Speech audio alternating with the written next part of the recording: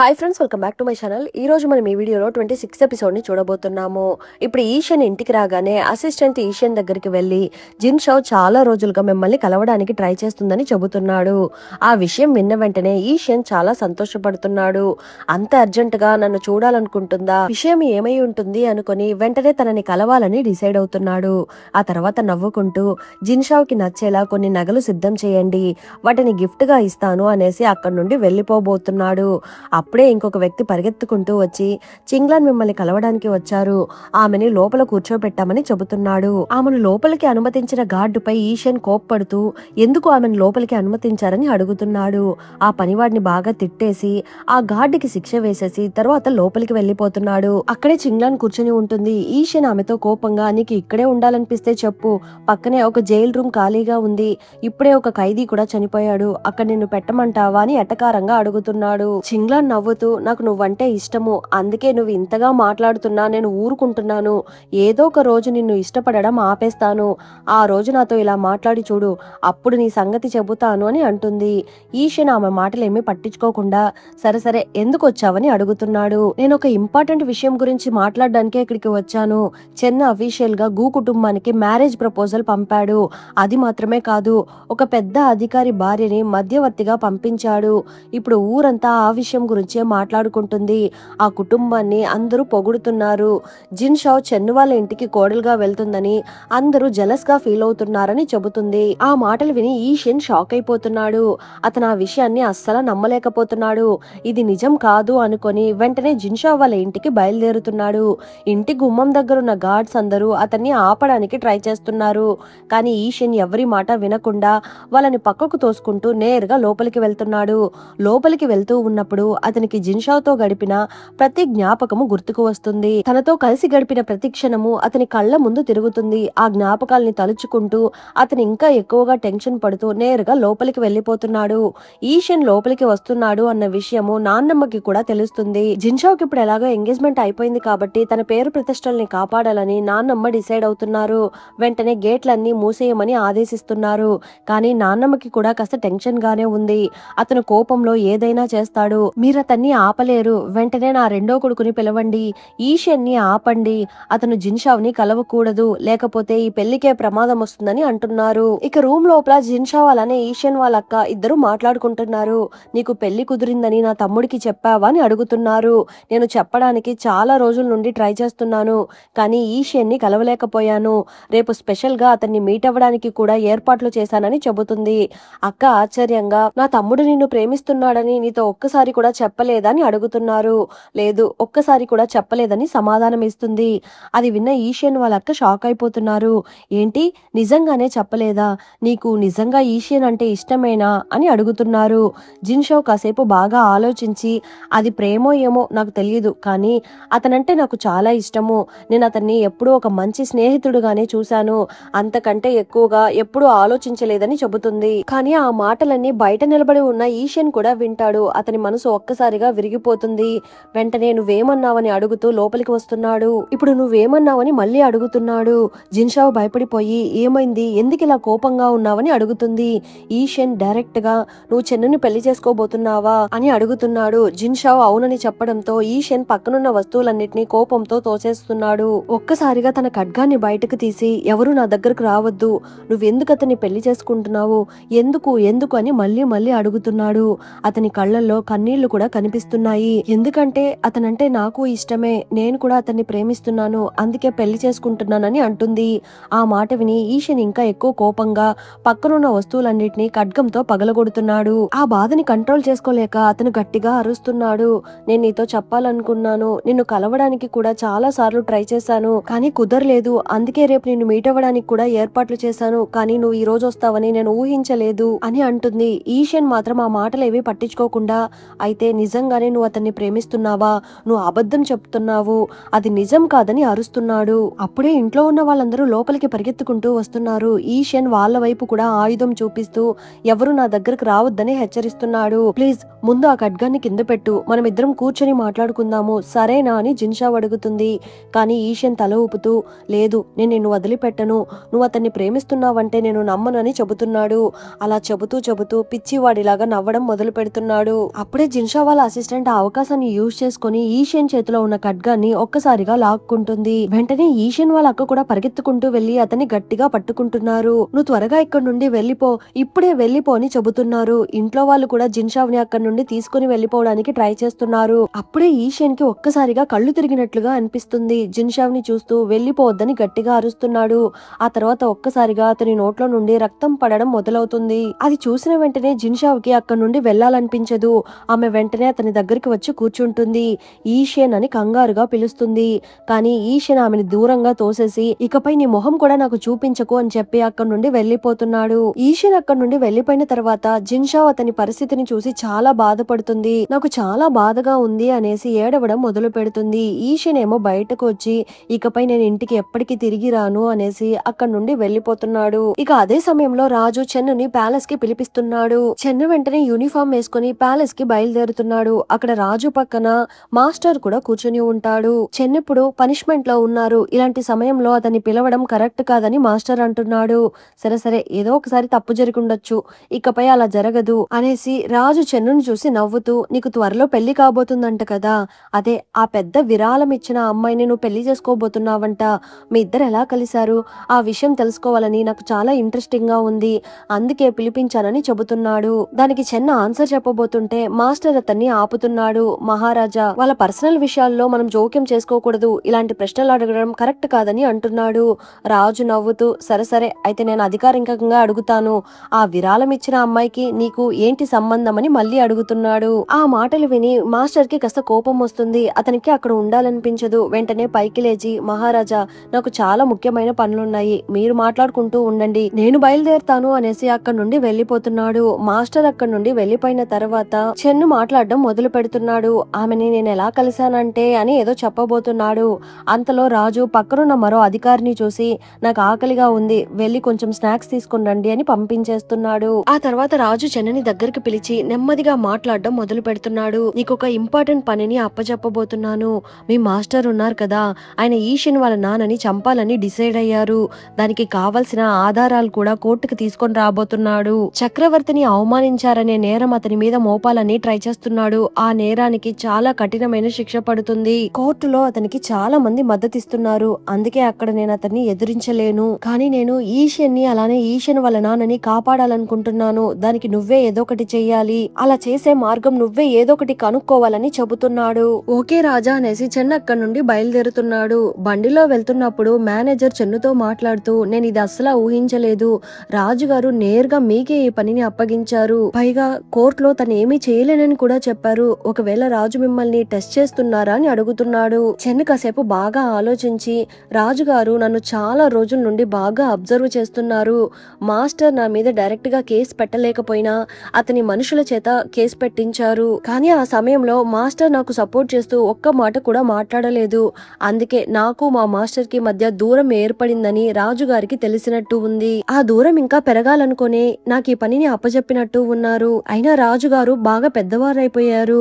ఇంత తక్కువ సమయంలో రాజు ఇంత తెలివిగా ఆలోచించే స్థాయికి వస్తాడని నేను కూడా ఊహించలేదు అని అంటున్నాడు. కరెక్ట్ గా అదే సమయానికి ఈషన్ చెన్ను ప్రయాణిస్తున్న బండిని అడ్డుకుంటున్నాడు. అతనిపై దాడి చేస్తున్నాడు. చంపడానికి ట్రై చేస్తున్నాడు. కానీ చెన్న అతన్ని సులభంగా తన అదుపులోకి తీసుకుంటున్నాడు. మీ నాన్న ప్రాణాలకి పెద్ద ప్రమాదం ఉంది, ఆయన చంపడానికి ఒక పెద్ద ప్లాన్ జరుగుతుంది. అలాంటి సమయంలో నువ్వేమో ప్రేమ విషయం కోసము నా దగ్గరకు వచ్చి గొడవ పడుతున్నావా? ఇలాంటి సమయంలో కూడా నువ్వు నీ పర్సనల్ విషయం గురించి ఆలోచిస్తే నీ కుటుంబాన్ని మొత్తము కోల్పోతావు. ముందెళ్ళి నీ కుటుంబాన్ని కాపాడుకో అని హెచ్చరిస్తున్నాడు. ఈ మాటలు బయట ఎవరికి వినిపించకుండా చాలా మెల్లగా ఈషన్ చెవిలో మాత్రమే చెబుతున్నాడు. ఆ తర్వాత ఈషన్ ని పక్కకు తోసేసి నేను చెప్పేది జాగ్రత్తగా విను, నాకు జిన్షావ్కి ఒకరంటే ఒకరికి బాగా ఇష్టము, మేమిద్దరము పెళ్లి చేసుకోబోతున్నాము, నువ్వు మా పెళ్లిని ఆపలేవు అనేసి చెన్న అక్కడి నుండి బయలుదేరడానికి సిద్ధమవుతున్నాడు. ఈషన్ కూడా కోపంగా అక్కడి నుండి వెళ్లిపోతున్నాడు. ఈషన్ అక్కడి నుండి వెళ్లిపోగానే చెన్న తన మేనేజర్ తో మాట్లాడుతూ ఈషన్ తన ప్రేమ కోసము నాపై దాడి చేశాడనే వార్తని ఊరంతా బాగా స్ప్రెడ్ చేయండి, ఎంత ఎక్కువగా ప్రచారం చేయగలరో అంత ఎక్కువగా ప్రచారం చేయండి అని చెబుతున్నాడు. వాళ్ళు వెంటనే అన్ని చోట్ల ఆ వార్తను ప్రచారం చేయడం మొదలు పెడుతున్నారు. ఇక అదే సమయంలో ఈషన్ వాళ్ళ ఆఫీస్ లో ఒక రాజా ఆజ్ఞ వస్తుంది. ఆ ఆజ్ఞలో ఈషన్ వాళ్ళ నాన్నని అరెస్ట్ చేసి జైలుకి పంపాలని ఉంటుంది. కరెక్ట్ గా అప్పుడే ఈషన్ కూడా అక్కడికి వస్తున్నాడు. ఆ ఆర్డర్ ని తను తీసుకొని ఈ బాధ్యతని నేనే తీసుకుంటానని చెబుతున్నాడు. ఆ తర్వాత సైనికులు బంధువులతో కలిసి వాళ్ళ ఇంటికి వెళ్తున్నాడు. ఇంట్లోకి వెళ్ళగానే అమ్మ అతన్ని చూసి చాలా సంతోషపడుతుంది. చాలా రోజుల తర్వాత ఇంటికి వచ్చావు, బాగా సన్నపడిపోయావు, ఎండలో తిరిగి తిరిగి రంగు కూడా మారిపోయింది, ముందు కూర్చో అని ప్రేమగా చెబుతున్నారు. కానీ ఈషన్ వాళ్ళ నాన్న మాత్రము కోపంగా చూస్తున్నాడు. ఇది ఏం ఉద్యోగము, నువ్వేం పని చేస్తున్నావురా అని అడుగుతున్నారు. మీరు కూడా యుద్ధంలో ఎంతో మందిని చంపారు కదా, మరి అది తప్పు కాదా అని అడుగుతున్నాడు. నేను దేశాన్ని కాపాడడం కోసమే యుద్ధం చేశాను, నీలా రాజుగారి చేతిలో ఆయుధంలా మారి వాళ్ళు చెప్పిన వాళ్ళని పట్టుకుని చంపడం లేదు. నేను చెప్పేది విను, సాంగ్తో మాట్లాడుతాను, నిన్ను యుద్ధ శాఖలో ఉద్యోగానికి పంపిస్తానని చెబుతున్నాడు. కానీ ఈషన్ తల ఊపుతూ ఇప్పుడు మీ మాటలు ఎవరు వినరు, సాంగ్ కూడా మీ మాటలు ఇక వినడు అని చెబుతున్నాడు. ఆ మాటలు విని నాన్నకి బాగా కోపం వస్తుంది. ఏం మాట్లాడుతున్నావురా అని గట్టిగా అరుస్తున్నారు. ఈషన్ మాత్రము సైలెంట్ గా రాజు ఆజ్ఞాపత్రాన్ని తీసి ఇస్తున్నాడు. ఈ ఆజ్ఞాపత్రాన్ని తీసుకోండి అని చెబుతున్నాడు. వాళ్ళు ఆ పత్రాన్ని తీసుకొని చదవడం మొదలు పెడుతున్నారు. అందులో ఈషన్ వాళ్ళ నాన్నని అరెస్ట్ చేయాలని స్పష్టంగా రాసి ఉంటుంది. అది చూసి నాన్న షాక్ అయిపోతున్నాడు. కానీ ఈషన్ వాళ్ళ అమ్మ మాత్రం కోపంగా ఈషన్ చంపపై గట్టిగా కొడుతుంది. నువ్వేం చేస్తున్నావురా, మీ నాన్ననే అరెస్ట్ చేయడానికి వచ్చావా అని ఏడుస్తూ అడుగుతున్నారు. ఈషన్ బాధపడుతూ మీకు 15 నిమిషాలు టైం ఇస్తున్నాను, బయటకు రండి అనేసి అక్కడి నుండి వెళ్లిపోతున్నాడు. కొద్దిసేపటి తర్వాత ఈషన్ వాళ్ళ నాన్న బయటకు వస్తున్నాడు. తన భార్యని చూసి జాగ్రత్తగా ఉండని చెబుతున్నాడు. సైనికులు అతని చేతికి సంఖ్యలు వేయబోతుండగా ఈషన్ కి ఒక్కసారిగా చెన్ను చెప్పిన మాటలన్నీ గుర్తుకు వస్తున్నాయి. మీ నాన్నని చంపే ప్లాన్ జరుగుతుంది, జైల్లో కూడా ఆయనకి ఏమైనా కావచ్చు, నేను నీ స్థానంలో ఉంటే నీ తండ్రితో పాటు నేను కూడా అరెస్ట్ అయ్యేవాడిని అని చెప్పి ఉంటాడు. ఆ మాటలు గుర్తురాగానే ఈషన్ తన యూనిఫామ్ ని రిమూవ్ చేసేసి అక్కడున్న అధికారులను చూసి ఈ కేసులో మెయిన్ నిందితుడు మా నాన్న, ఆయన కుటుంబ సభ్యుడిగా నాకు కూడా ఈ కేసులో సంబంధం ఉంది, అందుకే నన్ను కూడా అరెస్ట్ చేయండి అని చెబుతున్నాడు. అది విని ఈషన్ వాళ్ళ నాన్న షాక్ అయిపోతున్నాడు. నాన్న కోపంగా ఎందుకు ఇలా పిచ్చి పనులు చేస్తున్నావు, వద్దు అలా చెయ్యొద్దని అరుస్తున్నాడు. కానీ ఈషన్ మాత్రము ఎవరి మాటలు వినడం లేదు. అతని నిర్ణయం కూడా మారదు.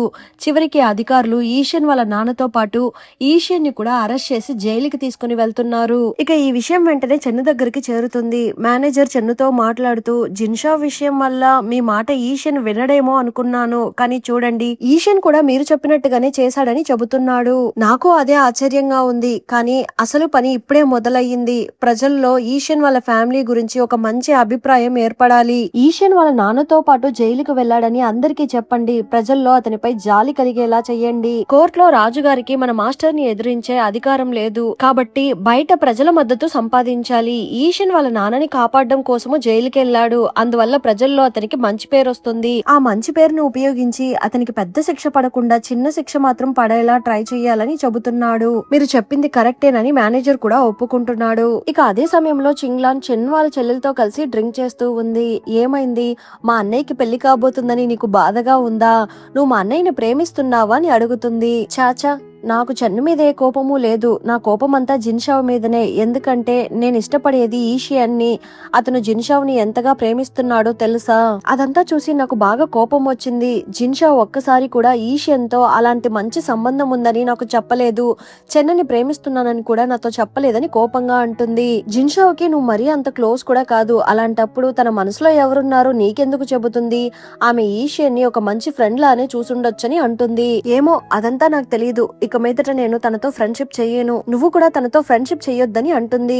సరే సరే, నేను కూడా ఫ్రెండ్షిప్ చెయ్యను, ఎందుకంటే త్వరలో తను నాకు మూడో వదిన కాబోతుందని నవ్వుతూ చెబుతుంది. అప్పుడే ఒక పని మనిషి పరిగెత్తుకుంటూ లోపలికి వచ్చి ఈషన్ వాళ్ళ నాన్నతో పాటు అరెస్ట్ అయ్యాడు అని చెప్పడంతో ఆ మాటలు విని చింగ్లాన్ షాక్ అయిపోతుంది. చింగ్లాన్ చెల్లెలు చేతిని పట్టుకుని మీ అన్నయ్యతో మాట్లాడి ఏదైనా సహాయం చేయమని అడగచ్చు కదా అని అంటుంది. చెన్ను చెల్లెలు తల ఊపుతూ అది నా వల్ల కాదు, అన్నయ్య ఆఫీస్ విషయాల్లో ఎవరు జోక్యం చేసుకున్నా ఊరుకోడు, నేను చెప్పినా ఆయన వినడు అని చెబుతుంది. అదే సమయంలో ఈషన్ అరెస్ట్ అయ్యాడన్న విషయం జిన్షావ్ కి కూడా తెలుస్తుంది.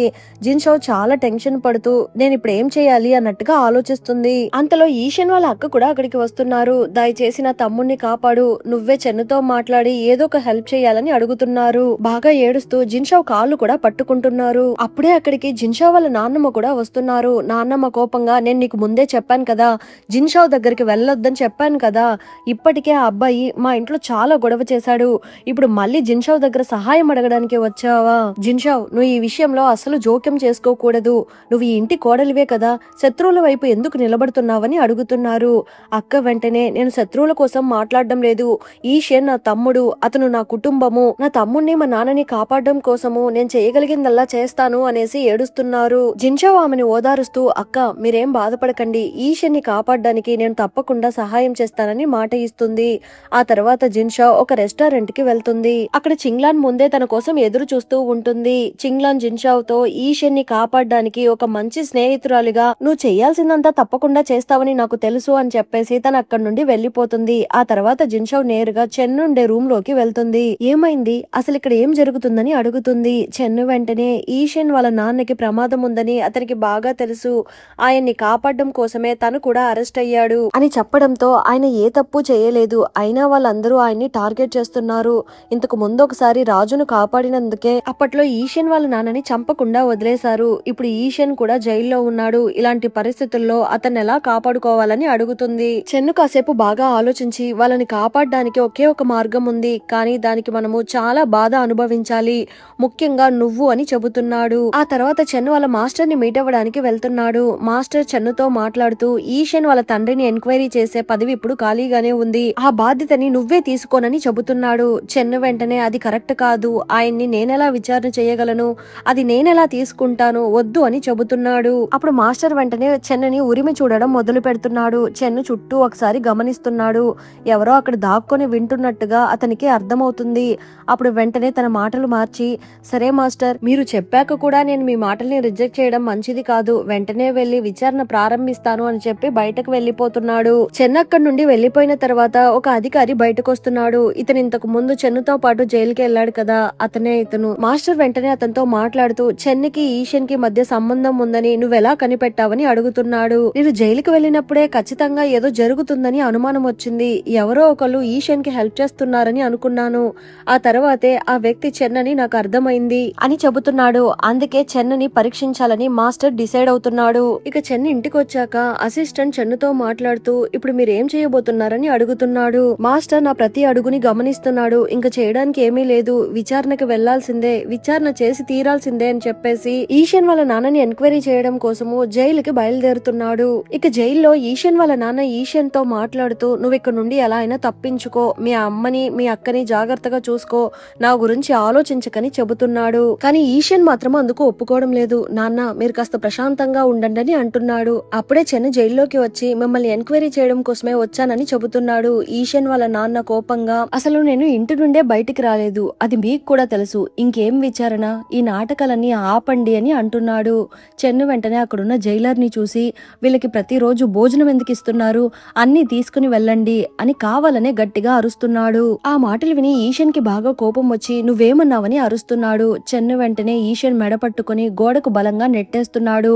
ఆ తర్వాత మెల్లగా, నువ్వు కాస్త జాగ్రత్తగా ఉండు, అసలు ఆట ఇప్పుడే మొదలవబోతుందని చెవిలో చెబుతున్నాడు. ఆ తర్వాత ఈషన్ వాళ్ళ నాన్నని ఎంక్వైరీ చేయడం కోసము వేరే గదికి తీసుకుని వెళ్లిపోతున్నారు. అక్కడ, మీరు చేసిన తప్పులన్నీ ఇందులో రాసాము, మీరు సంతకం మాత్రమే చెయ్యండి అని అంటున్నాడు. ఆ మాటలు విని ఈషన్ వాళ్ళ నాన్నకి బాగా కోపం వస్తుంది. వెంటనే పక్కనున్న సైనికుడి ఖడ్గాన్ని లాగి చెన్ను మెడ మీద పెడుతున్నాడు. నువ్వు ఒక ద్రోహి అధికారివి, నిన్ను ఇప్పుడే చంపేస్తే ఈ దేశానికి నీలాంటి నీచులు ఇక ఉండరు అని కోపంగా అంటున్నాడు. చెన్ను మాత్రం ప్రశాంతంగా, కానీ మీ కొడుకు ప్రాణం ఇప్పుడు నా చేతుల్లో ఉంది, అది మీకు తెలుసు కదా అని అంటున్నాడు. అంతటితో ఈ ఎపిసోడ్ ఎండ్ అయింది. మళ్ళీ నెక్స్ట్ ఎపిసోడ్ లో కలుద్దాం. ఎపిసోడ్ ఎలా ఉండిందో తప్పకుండా కమెంట్ చేయండి. ప్లీజ్ సపోర్ట్ చేయండి. Thanks for watching.